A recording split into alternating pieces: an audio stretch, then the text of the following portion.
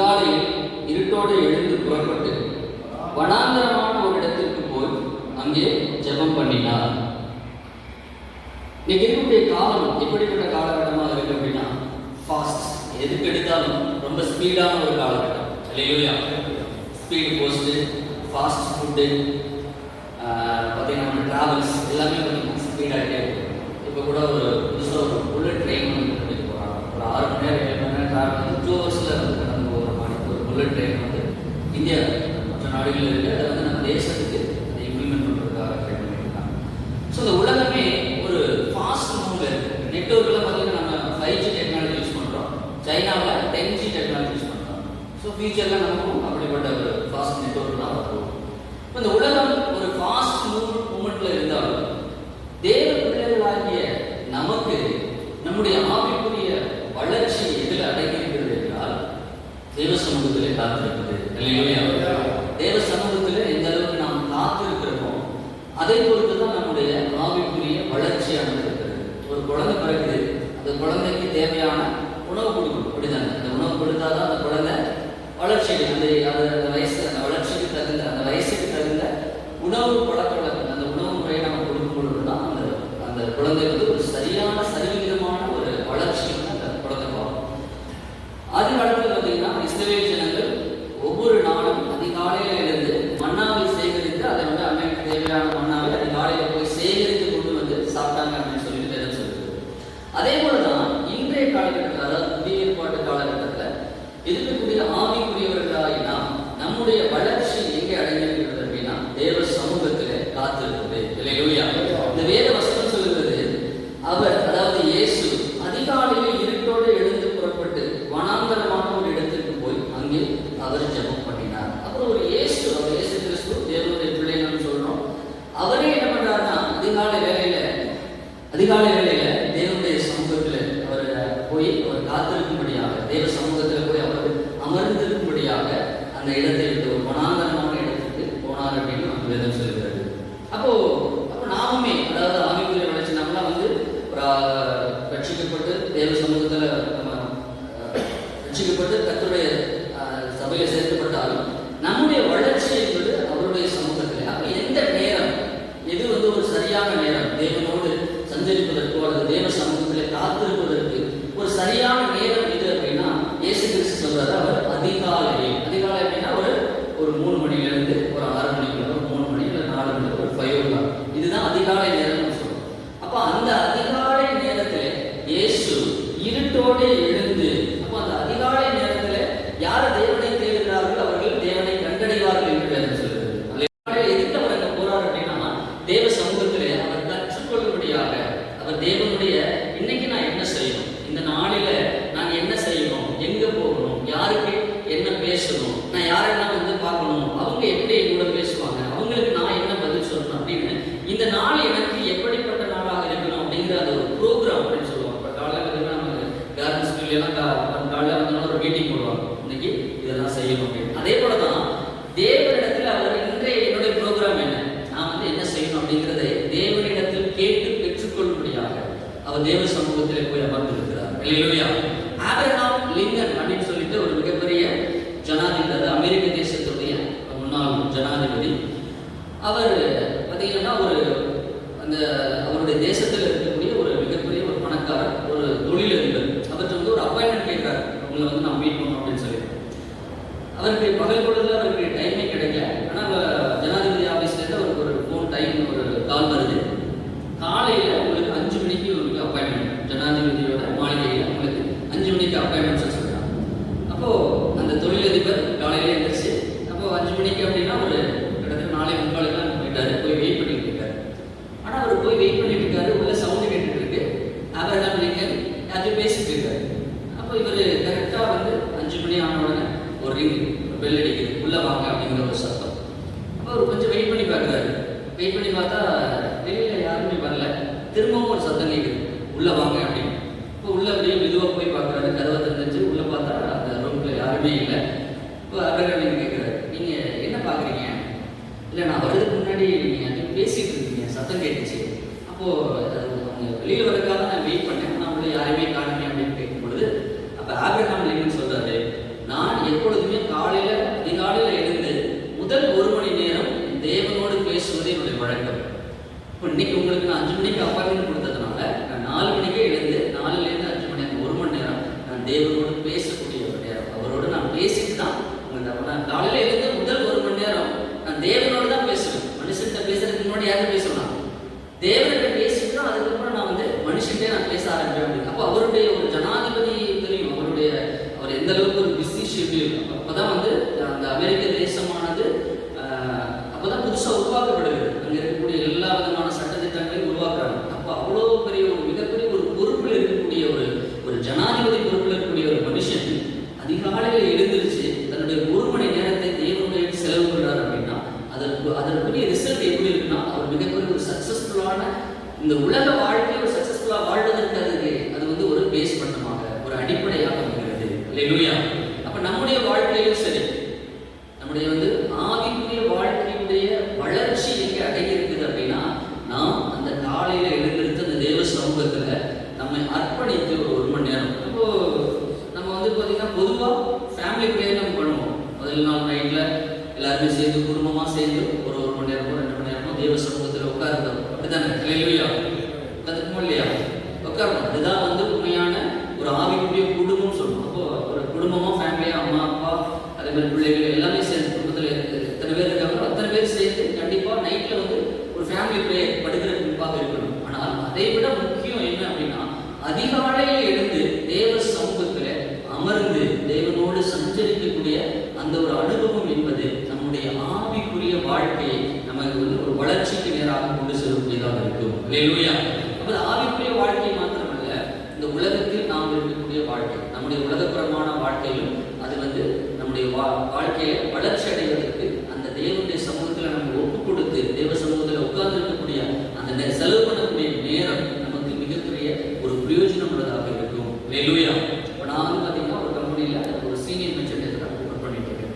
இங்கே இருக்கக்கூடியவர்கள் ஒரு சில பேர் பார்த்தீங்கன்னா மார்க்கெட்டிங் பர்சன் இருக்கீங்க, பிரிண்டிங்கில் மாஸ்டர்ஸ் இருக்கிறாங்க, ஒரு சில பேர் பார்த்தீங்கன்னா கம்பெனி ஓனர்ஸ் இருக்காங்க, குவாலிட்டி மேனேஜர் இருக்காரு, ஸ்டோர் மேனேஜர் இருக்காரு. இது மாதிரி பார்த்தீங்கன்னா ஒவ்வொருத்தருக்கும் ஒவ்வொரு விதமான வேலை இருக்கு. இந்த உலகத்தில் கர்த்தர் கொடுக்கப்பட்ட வேலை, கர்த்தரால் கொடுக்கப்பட்ட வேலை. அந்த வேலை எதுக்கு அப்படின்னா இந்த உலகத்தில் நாம் ஜீவிப்பதற்கு ஒரு டீசெண்டான ஒரு வாழ்க்கை வாழ்வதற்கு நம்முடைய தேவையை சந்திப்பதற்காக கர்த்தர் அனுமதிச்சிருக்க அல்லது கொடுத்திருக்கக்கூடிய ஒரு வேலை தான் நாம் பார்க்கக்கூடிய ஒவ்வொரு வேலை. ஆனால் அதை விட முக்கியம் என்ன அப்படின்னா இந்த உலகத்துல உங்களையும் என்னையும் தேவன் அழைத்ததற்கான ஒரு நோக்கம் உண்டு. அல்லேலூயா. எங்கேயோ நாம் இருந்தோம், தேவனை அறியாத பிள்ளைகளாக இருக்கக்கூடிய எல்லாருமே கர்த்தருடைய பாரம்பரியமா எல்லாருமே அந்த கிறிஸ்தவ குடும்பத்திலிருந்து வந்தமாங்கிறது இல்லை. ஒரு சில பேர் பார்த்தீங்கன்னா நானும் தேவனை அறியாத ஒரு குடும்பம், இந்து குடும்பத்திலிருந்து வந்ததான். அப்போ அநேகர்கள் அப்படிலாம் இருக்கலாம். அப்போ அந்த அப்படிப்பட்ட ஒரு வேற்று ஒரு தெய்வம் என்று இருக்கக்கூடிய ஒரு சிலைகளை வணங்கி கொண்டிருந்த நம்மை தெய்வம் அழைத்திருக்கிறார், நம்மை பெயர் சொல்லி அழைத்திருக்கிறார், நம்மை முன்னறிந்து முன்குறித்து நம்மை அழைத்திருக்கிறார் என்றால் அதற்கு தேவனுடைய ஒரு திட்டம் உண்டு. உங்களுக்கு இந்த உலகப்புறமாக வாழ்க்கை வாழ்வது என்பது ஒரு ட்ராக்காக இருந்தாலும் அதையும் மீறி உங்களையும் என்னையும் தேவன் இந்த உலகத்தில் அழைத்தது, அதாவது இந்த உலகத்திலிருந்து வேறு பிரித்து தேவனுடைய பிள்ளை, அதாவது நீ என்னுடைய பிள்ளை என்று அவர் வேறு பிரித்து அழைத்ததற்கான ஒரு நோக்கம் உண்டு. அந்த நோக்கம் என்ன என்பதை நாம் சரியாக நிறைவேற்றுவதற்கு அந்த தேவ சமூகத்தில் நாம் அதிகாலையில் எழுந்து அவருடைய சமூகத்தில் அமர்ந்திருக்க வேண்டும் என்பது மிக மிக முக்கியமான ஒரு அவசியமாக இருக்கிறது. அல்லேலூயா. அப்ப நாம் அந்த தேவனுடைய திட்டத்தை நிறைவேற்ற அப்ப இயேசு ஏன் அதிகாலையில் எழுந்து ஒரு தேவனுடைய சமூகத்தில் ஏன் தேவனுக்கு முன்பாக கற்றுக்கொள்கிறவரை போல அமர்ந்திருந்தார் என்றால் அவரை குறித்த தேவனுடைய திட்டம் ஒன்று உண்டு. இயேசு இந்த உலகத்துல மனுஷனாக பிறந்து இந்த உலகத்துல ஒரு 33 வருஷம் வாழ்ந்து அவர் மரித்ததற்கு ஒரு நோக்கம் உண்டு. தேவன் ஒரு திட்டத்தோடு தான் இந்த உலகத்தில் அவரை அனுப்புகிறார். அப்போ அவருடைய தேவனுடைய திட்டத்தை அவர் நிறைவேற்றுவதற்கு அந்த நாளிலே அவர் என்ன செய்ய வேண்டும்?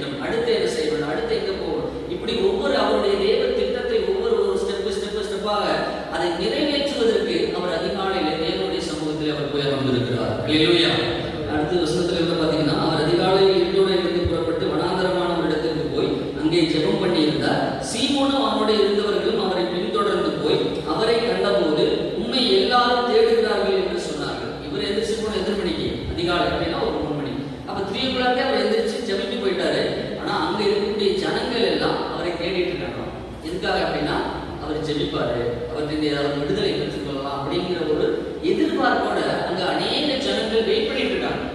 இப்ப இவருடைய மினிஸ்ட்ரி என்ன அப்படின்னா, அங்க இருக்கக்கூடிய ஜனங்களை விடுதலை ஆக்குறது, அவர்களுக்கு வந்து உபதேசம் சொல்றது, சட்டத்திட்டங்களை வந்து சொல்லிக் கொடுக்குறது, இது மாதிரி அந்த ஜனங்களோடு அவருடைய நேரத்தை வந்து செலவிட வேண்டும். அந்த ஜனங்களும் இவரோடு பேச வேண்டும் என்பதற்காக தான், ஏதோ ஒரு ரீசனுக்காக தான் எல்லாருமே வெயிட் பண்ணிட்டு இருக்காங்க. ஆனால் அடுத்த வசனத்துல அவர் சொல்றாரு, அவர்களை அவர் நோக்கி, அடுத்த ஊர்களில் நான் பிரசங்கம் பண்ண வேண்டுமானதால் இவ்விடங்களுக்கு போவோம் வாருங்கள், இதற்காகவே புறப்பட்டு வந்தேன் அப்படின்னு சொல்றாரு. அப்போ ஜனங்கள் எல்லாருமே அவருக்காக வெயிட் பண்ணிட்டு இருக்காங்க. இப்போ நம்ம எல்லாருமே ஒரு சில பேர்லாம் மினிஸ்ட்ரியில் இருக்கிறோம், நம்ம வீட்டு பிரேயர்லாம் நடத்துறோம். ஆனால் நேயர்கள் பார்த்தீங்கன்னா நமக்காக ஜெபிக்கிறதுக்காக வந்து வெயிட் பண்ணிட்டு இருக்காங்கன்னு வச்சுக்கோங்க. அப்போ நம்மளுடைய நோக்கம் என்ன இருக்கணும், எப்படியாவது உங்களுக்காக நம்ம ஜெபம் பண்ணணும், அவங்களுக்கு அவங்களோட டைம் ஸ்பெண்ட் பண்ணணும் அப்படிங்கிறது நம்மளுடைய நோக்கமாக இருக்கும். ஆனால் இயேசு அவருக்காக வெயிட் பண்ணிட்டு இருந்த அந்த ஜனங்களை விட்டுட்டு வேற ஒரு இடத்துக்கு போறாரு. அப்படின்னா என்ன அர்த்தம்னா, பிதாவுக்கு வேற ஒரு ப்ரோக்ராம் கொடுத்துட்டாரு. இல்லையா? அந்த நேரத்துல அவர் வேற ஒரு இடத்துல பின்னாடி வாட்சி பார்த்தீங்கன்னா ஒரே ஒரு மனுஷனுக்காக அவர்கள் எல்லாருமே, இயேசுவும் அவருடைய சீசர்கள் எல்லாருமே பார்த்தீங்கன்னா கடையை ஒரு போட்ல பிரயாணம் பண்ணி இன்னொரு இடத்துல போய் ஒரே ஒரு பிசாசு பிடிச்ச மனுஷனை அவனை விடுதலை ஆக்கிட்டு அங்கிருந்து ரிட்டர்ன் வருவான். அப்போ அதுதான் அன்றைய தினம் தேவன் அவருக்கு கொடுத்த தேவனுடைய திட்டம். இல்லையா? அநேக ஜனங்கள் அவருக்காக வெயிட் பண்ணுவாங்க. இவருடைய மினிஸ்ட்ரியை பார்த்தீங்கன்னா அநேக ஜனங்களை விடுதலை ஆக்க வேண்டியது, அவர்களுக்கு உபதேசம் பண்ண வேண்டியதுதான். அப்படிப்பட்ட மினிஸ்ட்ரி செய்வதற்காக அநேக ஜனங்கள் அவருக்காக வெயிட் பண்ணிட்டு இருந்தாலும், அப்பொழுது இந்த நாளிலே நீ இதைதான் செய்யணும் அப்படின்னு தேவன் ஒரு திட்டத்தை கொடுக்கிறார். அந்த திட்டத்தை சுமந்து கொண்டு, அவர் தேவன் தனக்கு கொடுத்த அந்த திட்டத்தை சுமந்து கொண்டு அங்கிருந்து இன்னொரு இடத்துக்கு அவர் பிரயாணம் பண்ணி ஒரே ஒரு மனுஷனுக்காக, இங்கே எப்படிப்பட்ட ஜனங்கள் கூட்டம் கூட்டமா அவருக்காக வெயிட் பண்ணிட்டு இருக்காங்க. இவர்களை அவர் பார்க்கல. தேவன் அவருக்கு என்ன சொன்னாரோ அந்த திட்டத்தை நிறைவேற்றும்படியாக ஒரே ஒரு மனுஷனுக்காக அவரும் தன்னுடைய சீசர்களை அழைச்சிட்டு போய் அந்த மனுஷனுக்கு அவருக்கு பிசாசு பிடிச்சவனை சுகமாக்கிட்டு ரிட்டர்ன் திரும்பி வர்றாங்க. அல்லேலூயா. அப்போ நாம் இந்த உலகத்திலே அநேக வேலைகளை செய்து கொண்டிருந்தாலும் நம்மை தேவன் என்ன நோக்கத்திற்காக அழைத்தாரோ அந்த நோக்கத்தை நிறைவேற்றுவதே நமக்கு முதன்மையான காரியமாக இருக்கிறது. அந்த காரியத்தை நாம் நிறைவேற்றுவதற்கு அனுதினமும் தேவ சமூகத்திலே அதிகாலையில இருட்டோடு எழுந்து இந்த உலகத்தை விட்டு, நம்முடைய குடும்பத்தில் இருக்கலாம், நம்முடைய வேலையா இருக்கலாம், பிசினஸ் பண்ணிட்டு இருக்கலாம், எதுவாக இருந்தாலும் சரி, இந்த உலகத்தை ஒதுக்கி வைத்துட்டு அதிகாலையில எழுந்து நம்முடைய தேவ சமூகத்துல காத்திருந்து ஜெபிக்கக்கூடிய அந்த அனுபவத்தை பெற்றுக்கொண்டோமே ஆனால் அனுதினமும் நம்மை அந்த ஒரு ஆவிக்குரிய ஒரு வாழ்க்கையில தேவன் நம் மீது என்ன திட்டம் வைத்திருக்கிறாரோ, என்ன நோக்கம் வைத்திருக்கிறாரோ அந்த நோக்கத்தின் வழியாய் நம்மை வழி நடத்துவதற்கு கர்த்தர் போதுமானவராக இருக்கிறார். அல்லேலூயா. அப்போ இதுதான் திட்டம், இதுதான் சித்தம். அப்போ இயேசு கிறிஸ்து தனக்கு கொடுத்த அதே அந்த நியமத்தை ப்ராப்பரா செய்வதற்காக அதிகாலையில் இருந்து தேவ சமூகத்தில் அவர் அமர்ந்திருக்கிறார். அல்லேலூயா. இப்போ நாம் அமர்ந்திருக்க வேண்டும், தேவனுடைய சித்தத்தை திட்டத்தை நிறைவேற்ற வேண்டும். எதற்காக நாம் ஏன் நிறைவேற்ற வேண்டும்? ஏன் இயேசு இந்த உலகத்தில் ஏன் வரணும்? ஏன் அவர் மரிக்கணும்? நமக்காக தன்னுடைய ரத்தத்தை இந்த உலகத்தில் சிந்தணும். நீங்கள் நானும் ஏன் ரட்சிக்கப்பட்டு சபையில சேர்க்கப்பட வேண்டும்? ஏன் இதெல்லாம் எதற்காக? உலகத்தில் முழுவதும் பார்த்தீங்கன்னா சபைகள் இருக்கு, அநேக இடங்கள்ல மிகப்பெரிய சபைகள், எல்லா போதகர்கள், இவ்வளோ விஷயம். ஏன் இவ்வளோ பெரிய ஒரு கிறிஸ்டியானிட்டி அப்படின்னா, நமக்கு முன்பாக அநேகர்கள், அதாவது பழைய ஏற்பாட்டு காலத்தில் அநேக பரிசுத்தவான்கள் இருக்காங்க. இப்ப நம்மளும் பரிசுத்தமாக்கப்பட்டிருக்கோம், அப்படிதானே? அல்லேலூயா. இயேசுடைய ரத்தத்தினாலே நாம் அத்தனை பேரும் பரிசுத்தமாக்கப்பட்டு தான் அந்த சபையில் நாம் சேர்க்கப்பட்டிருக்கோம். அப்போ நாம் நம்ம சொல்றோம் அதிகாலையிலிருந்து தேவ சமூகத்திலே காத்திருக்க வேண்டும்.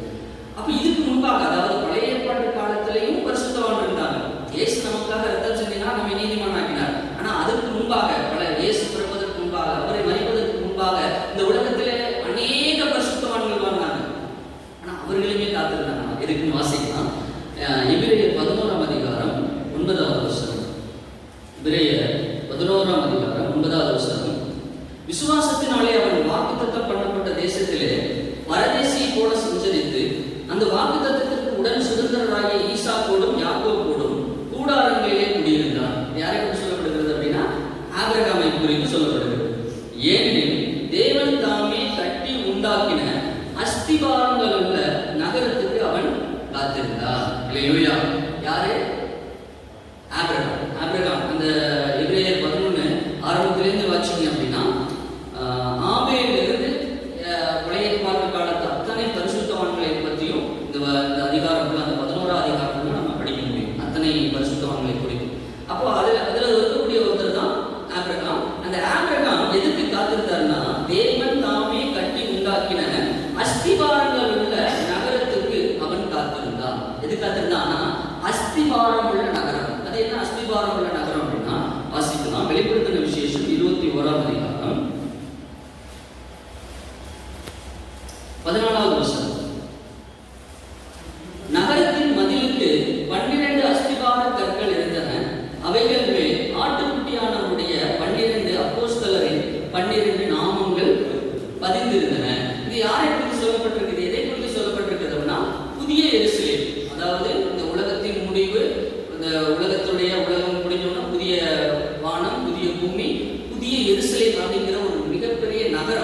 பரலோக ராஜ்யத்திலிருந்து இறங்கி வருகிறது. அப்போ இயேசு நமக்காக ஒரு மிகப்பெரிய ஒரு நகரத்தை உண்டு பண்ணி கொண்டிருக்கிறார். அல்லேலூயா, ஆமென், அல்லேலூயா. நமக்காக அவர் நம்முடைய மணவாளன் அப்படிதானே, மணவாட்டி சபையை கொண்டு போய் நம்மளை எல்லாம் கொண்டு போய் வாழ வைப்பதற்காக, நமக்கு மணவாட்டியை கொண்டு போய் வாழ வைப்பதற்காக ஒரு அஸ்திவாரமுள்ள நகரத்தை, அதாவது புதிய எருசலேம் அப்படிங்கிற ஒரு நகரத்தை அவர் உண்டு பண்ணிட்டு இருக்கார், அவர் கட்டிட்டு இருக்காரு. அப்ப அந்த நகரம் எப்பொழுது இறங்கி வருதுன்னா இந்த உலகத்துடைய முடிவு, இந்த உலகம் முடிந்ததுக்கு அப்புறம் அந்த நகரமானது இறங்கி வருகிறது அப்படின்னு வேதம் சொல்லுது. அப்ப இந்த நகரம் எப்படிப்பட்டதுன்னா அஸ்திவாரம் உள்ள நகரம். மொத்தம் 12 அஸ்திவாரம் உள்ள நகரம். இப்ப நாம் வாழக்கூடிய பூமி உருண்டை வடிவத்தில் இருக்கு, அதுக்கு எங்கேயுமே அஸ்திவாரம் கிடையாது, அது மேல அந்த இடத்துல சுத்திட்டு இருக்கு. இப்ப இதுக்கு அஸ்திவாரம் கிடையாது. ஆனால் வரப்போகக்கூடிய நகரமாகிய அந்த புதிய எருசலேம் எப்படி இருக்கும் போதுன்னா 12 அஸ்திவாரம், அதாவது ஸ்கொயர் டைப், ஒரு பார்த்தீங்கன்னா அந்த நகரம் சதுரமாக இருந்தது. 16ஆம் வசனத்துல அந்த ஒரு சதுர வடிவத்தில் இருக்கும்போது அதுல 12 அஸ்திபார கற்கள், அந்த 12 அஸ்திபாரத்துல மேல தான் இந்த புதிய எருசலேமானது அந்த நகரம் இறங்கி வந்து அந்த இடத்துல அமரப்போகுது. ஸோ அந்த நகரத்துக்கு யார் காத்திருந்தா அப்படின்னா யாரு? ஆபிரகாம். அப்போ பழைய ஏற்பாட்டு காலத்திலே பரலோக ராஜ்யத்தை குறித்த வெளிப்பாடு அவர்களுக்கு இருந்திருக்கிறது. அல்லேலூயா. இப்ப நாம இன்னைக்கு தான் பரலோக ராஜ்யத்தை பத்தி இன்னைக்கு நிறைய பேசிட்டு இருக்கோம். இயேசு நம்ம எதுக்காக மரித்தார், நம்ம எல்லாம் அத்தனை பேர் நம்ம பரலோக ராஜ்யத்துக்கு போக வேண்டும் என்பதற்காக தான் நம்ம எல்லாம் ஒரு நீதிமான் ஆக்கி இந்த இடத்துல கொண்டு வந்து சேர்த்துக்கிறார். ஆனால் அதற்கு முன்பாகவே ஆபிரகாம் காலத்திலே அவர்கள் எதற்காக காத்துக் கொண்டிருந்தார்கள்னா அப்படிப்பட்ட பரலோக ராஜ்யமாகி புதிய எருசலேமுக்காக அவர்கள் காத்துக் கொண்டிருந்தார்கள். அவர் வாக்குத்தத்தம் பண்ணப்பட்டது பார்த்தீங்கன்னா மிகப்பெரிய ஒரு கானான் தேசம். அவருடைய செல்வ செழிப்பை அந்த பூமி தாங்காது இருந்தது, அப்படி தாங்கக்கூடாது இருந்தது அப்படி என்று வேதம் சொல்கிறது. அவ்வளோ செல்வ செழிப்பாக இருந்த அந்த ஆபிரகாம் எதற்காக அவன் எங்க குடியிருந்தான்னா கூடாரம் டென்ட் போட்டு குடியிருந்தான். அவன் அன்னைக்கு நினைச்சிருந்தானா மிகப்பெரிய மாடி மேல மாடியெல்லாம் வச்சு மிகப்பெரிய கோபுரமான பெரிய பெரிய வீடுகள்லாம் கட்டியிருக்க முடியும். ஆனா அவன் அதெல்லாம் எதுவுமே செய்யலையா. அவன் எதுக்காக காத்திருந்தான் அப்படின்னா அப்படிப்பட்ட எனக்காக ஒரு நகரம் வரப்போகிறது, ஒரு அந்த 12 அஸ்திவாரம் உள்ள நகரம் எனக்காக இறங்கி வரப்போகிறது. இந்த உலகத்துல நான் சம்பாதிச்ச சம்பாத்தியமோ அல்லது என்னுடைய பிள்ளைகளோ எதுவுமே எனக்கு நிரந்தரம் கிடையாது. நான் எதற்காக அழைக்கப்பட்டேன்னா அந்த அஸ்திவாரம் உள்ள நகரம், அந்த நகரத்துக்கு நான் எப்போ போவேன் அப்படின்னு சொல்லிட்டு அவன் அதற்காக காத்திருந்தான் என்று வேதம் சொல்லுகிறது. அல்லேலூயா. ஆனால் அவன் அடைஞ்சாங்களா? இல்ல. 13ஆம் வசனம், இவர்கள் எல்லாரும் வாக்குத்தத்தம் பண்ணப்பட்டவைகளை அடையாமல் தூரத்தில் அவைகளை கண்டு நம்பி அணைத்துக் கொண்டு பூமியின் மேல் தங்களை அந்நியரும் பரதேசிகளும் என்று அறிக்கையிட்டு விசுவாசத்தோடு மரித்தார்கள். அல்லேலூயா. அவங்களுக்கு கிடைக்கல. அவங்களை விட நம்மளாம் பரிசுத்தவான்களா? இல்ல. அவர்களை விட நாமெல்லாம் பரிசுத்தம் இல்லை. அந்த அளவுக்கு பரிசுத்தமாய் வாழ்ந்த, நீதிமான்களாய் வாழ்ந்த அவர்களுக்கு கூட அன்னைக்கு கிடைக்காத அந்த அந்த அந்த நகரம், அஸ்திவாரமுள்ள நகரம் நமக்காக வாக்களிக்கப்பட்டிருக்கிறது. அல்லேலூயா, அல்லேலூயா. இந்த நான் அதே வாங்க 39ஆம் வசனம், இவர்கள் எல்லாரும் விசுவாசத்தினாலே நற்சாட்சி பெற்றும் வாக்குத்தத்தம் பண்ணப்பட்டதை அடையாமல் போனார்கள். அவர்கள் நம்மை இல்லாமல் பூரணராகாதபடிக்கு விசேஷித்த நன்மையான ஒன்றை தேவன் நமக்கென்று முன்னதாக நியமித்திருக்கிறார். கரங்களை வைத்தவர்களே சொல்லலாம். அல்லேலூயா. அப்படிப்பட்ட நீதிமான்களுக்கு கிடைக்காத, அவர்கள் வெயிட் பண்ணியும் நம்ம இருக்கலாம் காத்திருக்கோமா அப்படின்னா இல்லை. நம்ம அந்த உலகத்துல என்னென்ன சந்தோஷமா என்னென்ன எப்படியெல்லாம் வாழணுமோ அப்படிப்பட்ட வாழ்க்கையெல்லாம் வாழ்ந்துட்டு இருக்கோம். நல்ல கார், நல்ல வீடு, அப்படி நம்ம அப்படி ரொம்ப எல்லாத்தையும் இந்த உலகத்துல எல்லாத்தையும் வெறுத்துட்டு தான் நம்ம பரலோக ராஜ்யத்துக்காக வெயிட் பண்றோம்னா இல்லை. இந்த உலகத்துல என்னென்ன சந்தோஷங்களை அனுபவிக்கணுமோ அதையும் அனுபவிச்சுட்டு தான் இருந்தாலும் நம்மளுடைய என்ன மனசுல என்ன இருக்கு அப்படின்னா நான் பரலோக ராஜ்யத்துக்கு போய் வேண்டும். அல்லேலூயா. ஆனால் அவர்கள் எத்தனை விதமான எவ்வளோ அவருடைய சொத்து பத்து இருந்தாலும் அது எல்லாத்தையும் வெறுத்து அவர்கள் வெயிட் பண்ணது பரலோக ராஜ்யத்துக்காக. நாம் அவர்கள் அடையாமல் போனதை நாம் அடையும்படியாக, நாம் நம்மை எல்லாமல் பூரணராகாதபடி. அப்ப நாம போனாதான் அவர்களுக்கு வாக்களிக்கப்பட்ட அந்த நகரம் அவர்களுக்கு கிடைக்கும், நமக்கும் கிடைக்கும். அல்லேலூயா.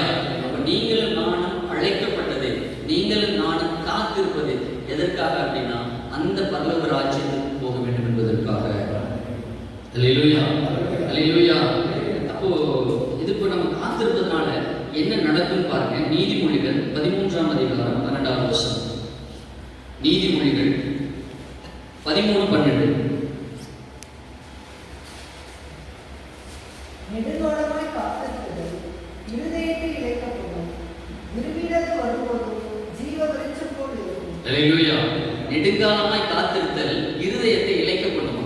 அதுல ஆங்கில வேதாகத்தில் எப்படி போட்டிருக்கு, hope deferred makes the heart sick.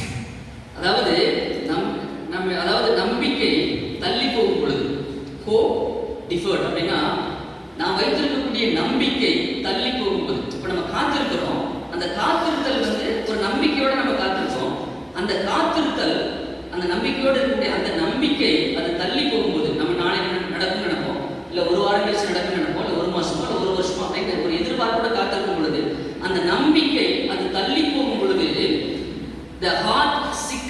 அப்போ நம்முடைய இருதயம் என்ன ஆகுதுன்னா என்னதான் நோவுதான், அதாவது நோய்வாய்ப்பட்டோம். அப்போ அப்படிப்பட்ட ஒரு நோய்வாய்ப்படக்கூடிய இருதயம் எப்ப கழிக்கும் அப்படின்னா விரும்பினது வரும்போதோ ஜீவ விருட்சம் போல அது இருக்கும். அல்லேலூயா. நாம் அந்த ஜீவ விருட்சமாகிய அந்த பரலோக ராஜ்யமாகிய அந்த புதிய எருசலேமுக்காக நாம் காத்திருக்கிறோம் இல்லையா? எப்போ அந்த புதிய எருசலேம் நாம் இறங்கி வரும்போது, அதாவது நாம் ஒருவேளை மரணம் முந்தியோ இயேசுடைய வருகை முந்தியோ நாம் அந்த உலகத்தை விட்டு எடுக்கப்பட்டு போகும்போது நாம் அந்த நோக்கி தான், அந்த பரலோக ராஜ்யத்தை நோக்கி தான் நம்ம போறோம். அப்போ அதை கிடைக்கும் பொழுது, அந்த பரலோக ராஜ்யத்தை நாம் சுதந்திரித்துக் கொள்ளும் பொழுது, அப்ப நாம் விரும்பினது வரும் பொழுது அது ஜீவ விருட்சமாக, அல்லேலூயா, நம்முடைய இருதயம் இந்த அளவுக்கு ஒரு எதிர்பார்ப்போடு இருந்து நாம் நோய்வாய்ப்பட்டவர்கள் போல மாறுறோமோ, ஆனால் அதை கிடைக்கும் பொழுது, நாம் விரும்பினது எதிர்பார்த்து கொண்டிருந்தது கிடைக்கும் பொழுது அது ஜீவ விருட்சமாக நமக்குள்ள இருக்கக்கூடிய அந்த ஆத்மா, இந்த சரீரமே மண்ணுக்குள்ள போயிடும், நம்ம ஆவியை பிரிஞ்சு போயிடும். ஆனால் நமக்குள்ள இருக்கக்கூடிய இந்த ஆத்மா போய் கழிவுறக்கூடிய ஒரு இடம், அதாவது ஜீவ விருட்சம், அந்த ஜீவ தண்ணீரை குடித்து அந்த இளைப்பாறக்கூடிய ஒரு இடத்துக்கு போகும் பொழுது அது மிகப்பெரிய ஒரு அதை விட அதை வாயில சொல்ல அதை வர்ணிக்க முடியாது. பழைய ஏற்பாட்டு பரிசுத்தவான்கள் எதற்காக காத்திருந்தார்களோ அந்த காத்திருப்பு, அவர்கள் எதிர்பார்க்கக்கூடிய அந்த பரலோக ராஜ்யத்தை நாம் சுதந்திரித்துக் கொள்ள முடியும். அல்லேலூயா, அல்லேலூயா. நாம் அதற்காக தான் நம்ம காத்திருக்கிறோம், அதற்காக தான் வெயிட் பண்ணிட்டு இருக்கோம். சொல்லி இதுக்கு முன்பாக அவர்களால் அடைய முடியாதது, பழைய ஏற்பாட்டு பரிசுத்தவான்களால் அடைய முடியாததை நாம் அடையும்படியாக, நாம் அதை பெற்றுக்கொள்ளும்படியாக கர்த்தர் நமக்காக அதை நியமித்திருக்கிறார். அல்லேலூயா. எத்தனை பேர் விசுவாசிக்கிறீங்க? நாம் அழைக்கப்பட்டது தேவ சமூகத்தில் காத்திருக்கும்படியாக. அப்போ காத்திருப்பது நம்முடைய ஆவிக்குரிய வாழ்க்கையை வளர்ச்சிக்கு நேராக கொண்டு போகும்.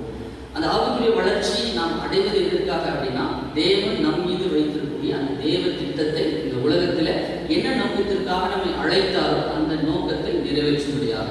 அப்போ இந்த உலகத்தில் இருக்கக்கூடிய தேவ திட்டத்தை நிறைவேற்றுவது மாத்திரம் நம்மளுடைய நோக்கம் அல்ல.